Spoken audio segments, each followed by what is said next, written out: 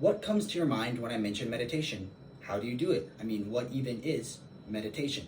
Well, these are the questions I hope to answer today in my speech. By the end of my speech, you'll know what meditation is and how to perform 3 different forms. The reason I'm knowledgeable on this topic is because I wanted to meditate and learn how to meditate for years, but often I was overloaded with information and I didn't really know where to begin. The reason this is an important topic is because meditation has been around for thousands of years and there are so many different types of forms and opinions on it. There's a lot of misinformation out there, and like myself, people don't know where to begin. So first, I'm going to answer the question, what is meditation? And second, I'm going to teach you probably the most popular and traditional form. And finally, I'm going to teach you guys 2 other practices that are also beneficial. So what is meditation? Well, for starters, meditation is not a religion or religious practice. The practice of meditation can be traced back to 12th century China, but in reality, it's probably a lot older. Meditation does play a role in almost all major religions in some form, not just Buddhism, and because of that, it is often misunderstood as a religious practice. If meditation does have a more spiritual or divine connection to you, that is totally okay, but for the purposes of my speech, I'm simply talking about the practice of meditation. As Mila Jacobson wrote in her article, Just Say Om, as meditation is demystified and mainstreamed, the methods have become more streamlined. There's less incense burning, but there remains a nugget of Buddhist philosophy, the belief that by sitting in silence, you can train yourself to focus on the present. So I guess I don't need to burn my incense anymore. I'll go put this over here. The next thing is, the most common question about meditation is, how do you quiet the mind? This was by far the most common question I saw in my research as well as in our class survey. The answer is, you can't, and you're not supposed to. Meditation is often misconstrued as trying to make your mind completely silent. As you'll see in the traditional form I'm going to teach you, it's about being present. What that means is when your thoughts roll in, because they're supposed to and they will, just focus back on the present moment. Or in the other forms I'm going to teach you, it's about learning how to control those thoughts and make them be a bit more positive or have a bit more gratitude. So now that we've got that out of the way, I'm going to teach you guys the first form.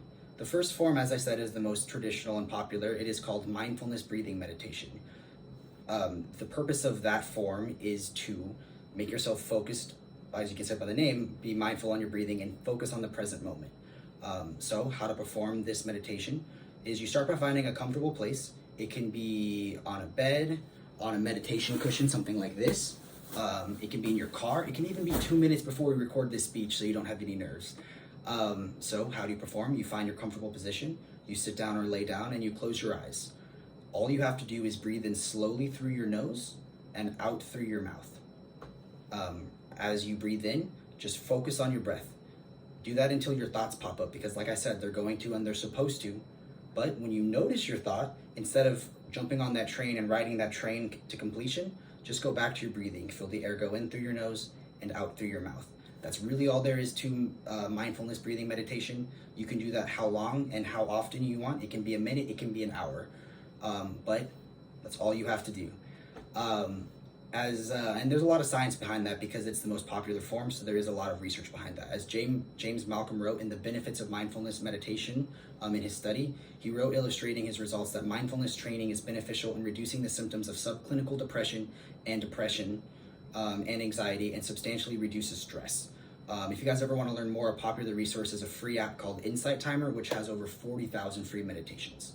While that is the most popular form, that is also not the only form. So the next form I'm going to teach you, you can do with your eyes open throughout the day. You don't have to be sitting on the ground. It's through the use of self-affirmations or gratitude.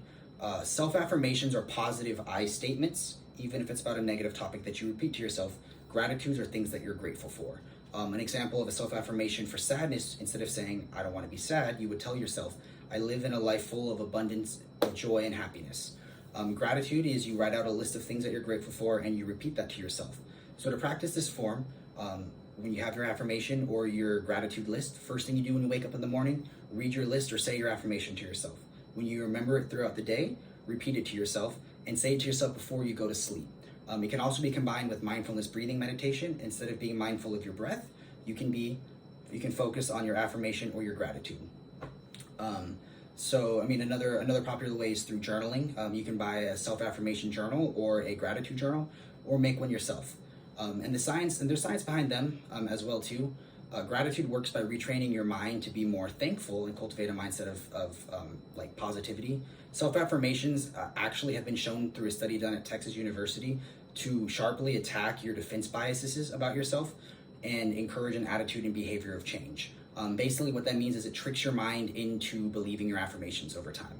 A free resource would be Gratitude, which is a free gratitude journal with also gives you the self affirmations. So, in conclusion, I hope you learned something new or interesting about the topic. I really strongly believe in the benefits of meditation, but I also believe that you need good information and you need to know some good resources to start if you ever want to learn more. So first I went over what meditation was, then I went over the first traditional type, mindfulness meditation, then I went over self-affirmations and gratitude. So now next time you're asked about what meditation is, you'll know what it is and you'll know 3 different forms. So you guys are masters now.